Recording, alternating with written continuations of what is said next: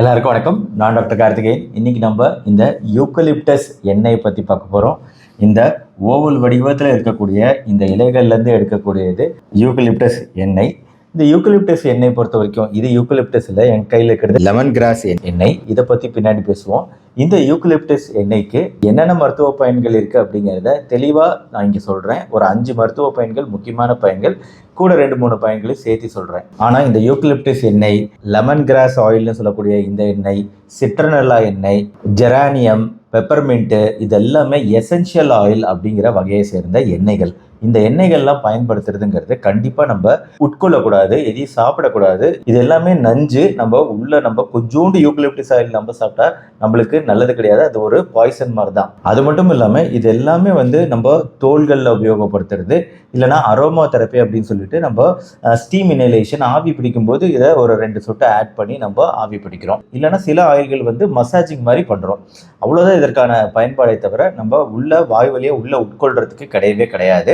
அதுவுமே யூக்கலிப்டஸ் எண்ணெய்கள்லாம் பார்த்தீங்கன்னா நல்லாவே டைல்யூட் பண்ணி வரும். அப்படியே டைரெக்டாக இலையிலேருந்து எண்ணெய் எடுக்கப்பட்டாலும் அந்த எண்ணெயும் ஃபில்டர் பண்ணி டிஸ்டில் பண்ணினதுக்கு அப்புறம் தான் நம்ம பயன்பாட்டுக்கு வரும். ஆனால் இந்த எண்ணெய்களுக்கு சரியான வழிகாட்டுதல் இல்லாததுனால கரெக்டாக ஒரிஜினலாக அப்படிங்கிறது, பியூரா அப்படிங்கிறத மட்டும் பார்த்து வாங்க வேண்டியது உங்கள் பொறுப்பு.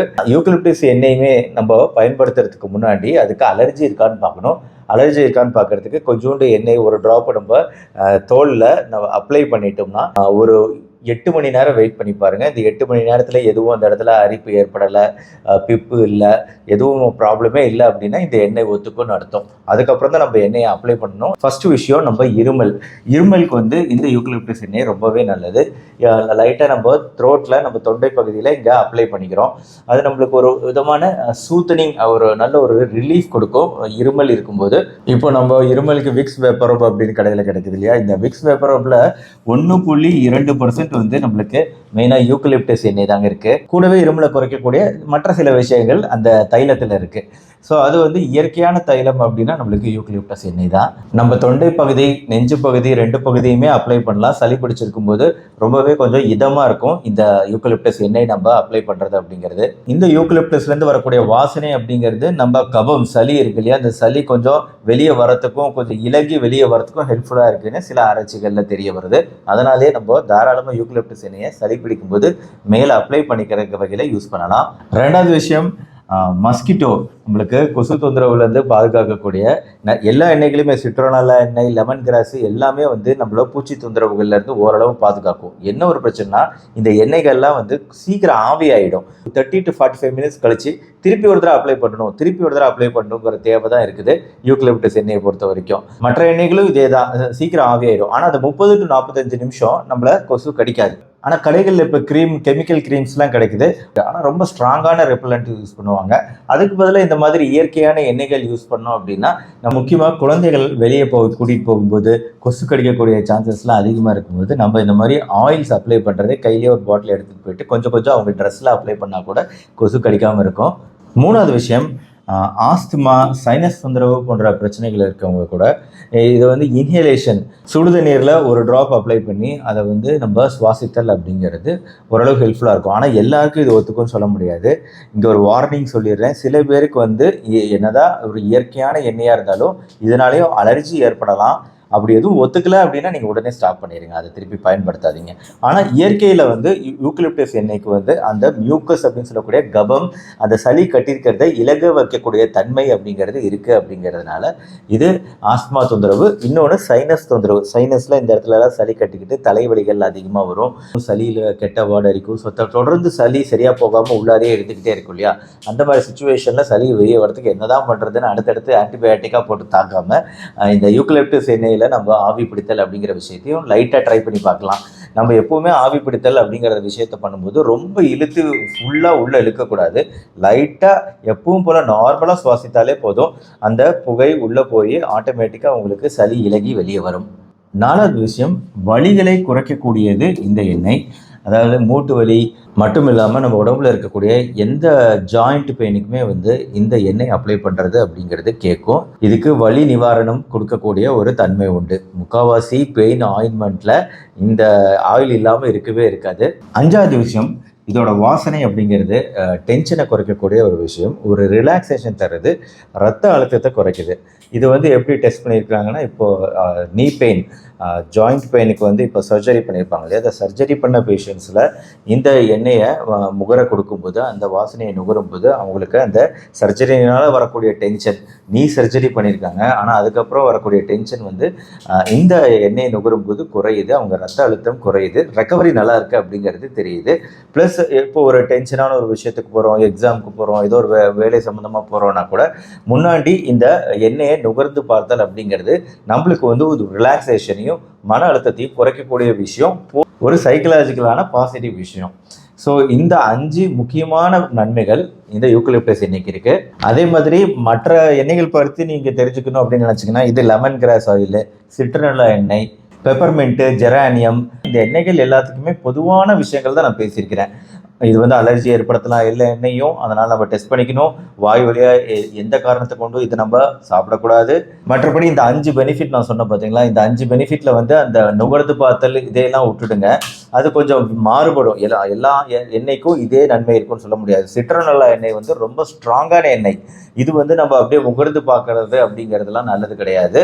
அதே மாதிரி தான் லெமன் கிராஸு, இந்த எண்ணெயுமே வந்து ரெண்டுமே ஒரே வகை தான். லெமன் ரெண்டும் ஒரே குடும்பத்தை சேர்ந்த எண்ணெய்கள் தான். இந்த எண்ணெய்கள் தான் ரொம்ப ஸ்ட்ராங்கான எண்ணெய்கள். அதனால் இது வந்து நம்ம காஃபு, இருமல், சளிக்கெல்லாம் கேட்கும்னு சொல்ல முடியாது. ஆனால் இது வந்து எதுக்கு கேட்கணும்னா, நம்ம வலிகள், மூட்டு வலி, ஜாயிண்ட் பெயின், இந்த மாதிரி விஷயத்துக்கு கேட்கும். கொசு கடித்தல், அந்த பூச்சி தொந்தரவு, இதிலிருந்து நம்மளை பாதுகாக்கிறதுக்கு இந்த லெமன் கிராஸும் சிட்ரனல்லாவும் யூக்கலிப்டஸோட பயங்கர ஸ்ட்ராங்கான எண்ணெய்கள், ரொம்ப எஃபெக்டிவான எண்ணெய்கள். பொதுவாக நம்ம ஊரில் அதுக்காக தான் இதை வாங்குவாங்க, லெமன் கிராஸ் எண்ணெயும். ஆனால் வந்து இதுக்கு மருத்துவ நன்மைகளும் இருக்குது. இன்னொன்று வூண்டு ஹீலிங்னு சொல்லிட்டு இவனை தொற்று கிருமிகளிலிருந்து பாதுகாக்கக்கூடிய அளவுக்கு ஸ்ட்ராங்கான எண்ணெய்கள். ரோஸ் ஜெரானியம் எண்ணெய், இந்த ரோஸ் ஜெரானியம் எண்ணெய்ங்கிறது நம்ம தோள்களில் வரக்கூடிய அந்த இரிட்டேஷன், ட்ரை ஸ்கின்னு, எக்ஸிமான்னு சொல்லிட்டு இந்த அலர்ஜிகள்லாம் வருது இல்லையா, தோல் தடிமன் ஆகிறது, அதுக்கெல்லாம் ஹெல்ப்ஃபுல்லாக இருக்கக்கூடியது ரோஸ் ஜெரானியம். ஈவன் மூளை சம்பந்தமான பிரச்சனைகள், பார்க்கின்சன் நோய், அல்ஜீமர்ஸ் வியாதி, மல்டிபிள் ஸ்க்ளரோசிஸ் போன்ற மூளை சம்பந்தப்பட்ட நியூரோ டீஜெனரேட்டிவ் பிரச்சனைகளுக்குமே வந்து இந்த ஜெரானியம் ஆயில் அப்படிங்கிறது ரொம்ப ஹெல்ப்ஃபுல்லான ஒரு எண்ணெய். இந்த ஜெரானியம் எண்ணெயோட இன்னொரு சூப்பரான பெனிஃபிட் ஒன்று இப்போ ஸ்டடீஸில் என்ன கண்டுபிடிச்சிருக்காங்கன்னா, இந்த மெனோபாஸ் சமயத்தில் உங்களுக்கு தெரியும் பெண்களுக்கு ஈஸ்ட்ரோஜன் குறையும். அதுக்கு வந்து இந்த ஈஸ்ட்ரோஜன் ரீப்ளேஸ்மெண்ட் தெரப்பி லெவலுக்கு போகக்கூடிய பெண்களும் இருக்கிறாங்க. ஆனால் அந்த அளவுக்கு தேவைப்படாது. இப்போ ஜெரானியம் ஆயில் வந்து ஜஸ்ட் அரோமா தெரப்பிங்கிற வகையில் முகர்ந்து பார்த்தாலே சலைவரி ஈஸ்ட்ரோஜன் சொல்லிட்டு எச்சில் ஈஸ்ட்ரோஜன், எச்சில் மூலமாக சுரக்கக்கூடிய ஈஸ்ட்ரோஜன், இந்த சலைவரி ஈஸ்ட்ரோஜன் சுரப்பு அதிகமாகுது இந்த ஜெரானியம் எண்ணெய்கள் யூஸ் பண்ணும்போது அப்படிங்கிற சூப்பரான ரிசர்ச் ஃபைண்டிங் இருக்குது. ஆக ஏன்னா ஹார்மோன் ரீப்ளேஸ்மெண்ட் தெரப்பிங்கிறது நிறைய சைடு எஃபெக்ட் கொண்ட ஒரு பிரச்சனை உள்ள ஒரு ட்ரீட்மெண்ட்டு. இதை பற்றி நான் முன்னாடியே நான் சொல்லியிருக்கிறேன், போன வீடியோவே அதை பற்றி தான் சொன்னேன்னு நினைக்கிறேன். ஹார்மோன் ரீப்ளேஸ்மெண்ட் தெரப்பி வேண்டாம் அப்படின்னு சொல்லிட்டு. ஸோ அதுக்கு பதிலாக என்ன மாற்றுக்கள்னு நம்ம பார்க்கணும் இல்லையா. இந்த ஈஸ்ட்ரோஜன் நார்மலாகவே இயற்கையாகவே குறையுது. அப்போ இயற்கையாகவே குறைய விஷயத்த இயற்கையாகவே அதிகப்படுத்துறதுக்கு ஒரு ஆல்டர்னேட்டிவாக ட்ரை பண்ணக்கூடிய ஒரு விஷயம் அப்படின்னு சொல்லலாம் இந்த ஜெரானியம் எண்ணெய்களை. கடைசியாக பெப்பர்மெண்ட் ஆயில், இந்த பெப்பர்மெண்ட் ஆயில் வந்து வயிறு சம்பந்தப்பட்ட பிரச்சனைகளுக்கு நல்லது. இந்த பெப்பர்மெண்ட் ஆயில் முகர்ந்து பார்க்கறது மூலமாக அது ஒரு கம்ப்ளீட்டாக வேற குரூப்புங்க பெப்பர்மெண்ட் ஆயில் அப்படிங்கிறது. பெப்பர்மெண்ட்டு நம்ம நார்மலாக இந்த பெப்பர்மெண்ட் சாப்பிட்றோம் இல்லையா, அந்த மின்ட்டு புதினா ஃபேமிலியை சேர்ந்த பெப்பர்மெண்ட் எண்ணெய். இந்த ஒரிஜினல் பெப்பர்மெண்ட் ஆயில் நம்ம முகர்ந்து பார்க்குறது அப்படிங்கிறது நம்மளுக்கு வயிறு சம்மந்தப்பட்ட பிரச்சனைகள், வாந்தி வருதல் போன்ற உணர்வு போன்ற பல விஷயங்களை குறைக்கக்கூடியதாக இருக்குது பெப்பர்மெண்ட் எண்ணெய். ஜென்ரலாகவே நம்ம ஜீரண மண்டலத்துக்கு ஒரு ரிலாக்ஸேஷனும் புத்துணர்ச்சியும் தரக்கூடியது பெப்பர்மெண்ட் எண்ணெய். கடைசியாக இந்த எண்ணெய்கள் எசென்ஷியல் ஆயில் கொடுத்த இன்னொரு வார்னிங் என்னென்னா, குழந்தைங்களுக்கு யூஸ் பண்ணும்போது ரொம்ப ஜாக்கிரதையாக யூஸ் பண்ணுங்கள். அதனால தான் சொன்ன முன்னாடியே குழந்தைங்களுக்கு யூஸ் பண்ணும்போது இவன் வெளியே போகும்போது கொசு வராமல் தடுக்கிறோம் அப்படின்னா கூட அதை வந்து ட்ரெஸ்ஸு மேலே அவங்க பேக் சைடு அப்ளை பண்ணலாம், காலில் அப்ளை பண்ணலாம், ஃபேஸ் கிட்ட அப்ளை பண்ண வேணாம். அதே மாதிரி ப்ரெக்னன்சி, கர்ப்ப காலத்தில் இந்த எசென்ஷியல் ஆயில் பயன்படுத்துறதை தவிர்த்திடலாம். ஏன்னா ரொம்ப ஸ்ட்ராங்கான எண்ணெய்கள், இந்த ரிஸ்க் எடுக்க முடியாது. நம்ம ப்ரெக்னன்சி நேரத்தில் எந்த ரிஸ்க்குமே எடுக்க முடியாது. அதனால் டோட்டலாகவே எசென்ஷியல் ஆயிலை அவாய்ட் பண்ணிடலாம் கர்ப்ப காலத்தில். மற்றபடி நம்ம இதை தோள்களில் தான் யூஸ் பண்ணுறோம், நுகர்ந்து பார்க்குறோம் அப்படிங்கிற விஷயத்தை தவிர நம்ம உள்ளே சாப்பிடாதனால பெரிய அளவில் பிரச்சனைகள் எதுவும் ஏற்பட போகிறதில்ல. உபயோகப்படுத்துறதுக்கு முன்னாடி அலர்ஜி மட்டும் வருமாங்கிறத அப்ளை பண்ணி டெஸ்ட் பண்ணி பார்த்துக்கோங்க. பேட்ச் டெஸ்ட் அதுக்கு பேர். ஸோ எசென்ஷியல் ஆயில்கள் குறித்த இந்த வீடியோ கண்டிப்பாக உங்களுக்கு உபயோகமாக இருந்திருக்கும்னு நினைக்கிறேன். பிடிச்சிருந்தா லைக் பண்ணி உங்கள் ஃப்ரெண்ட்ஸ் அண்ட் ரிலேட்டிவ்ஸ்க்கு ஷேர் பண்ணுங்கள். நம்ம சேனல் டாக்டர் கார்த்திகேயன் இதுக்கு சப்ஸ்கிரைப் பண்ணால் சப்ஸ்கிரைப் பண்ணி அந்த பெல் ஐக்கான் கிளிக் பண்ணி வச்சுக்கோங்க. அடுத்தடுத்த வீடியோக்கள் பார்க்க மறுபடியும் நாளைக்கு பார்ப்போம். நன்றி, வணக்கம்.